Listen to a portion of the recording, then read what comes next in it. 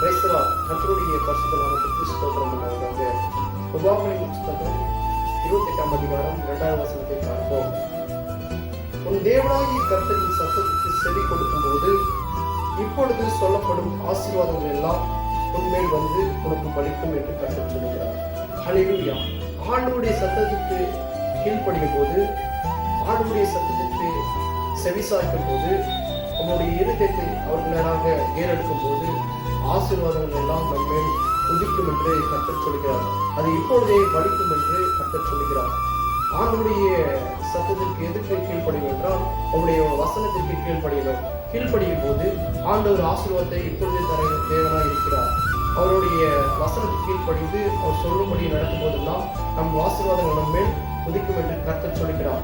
ஆண்டவர் சொல்கிறார், பொய் சொல்ல ஒரு மனிதன் அல்ல, மனமாற அவர் மனுபுத்திரன் அல்ல. அவர் சொல்லியும் செய்யாதிருப்பாரோ, வசனித்தும் நிறைவேற்றம் இருப்பாரோ. ஹல்லேலூயா. அவர் ஒரு பொய் சொல்ல ஒரு மனிதன் அல்ல, மனமாற அவர் மனுபுத்திரன் அல்ல. ஹல்லேலூயா. ஆண்டவர் வாக்குத்தத்தத்தை உண்மையுள்ள தேவனாக இருக்கிறார்.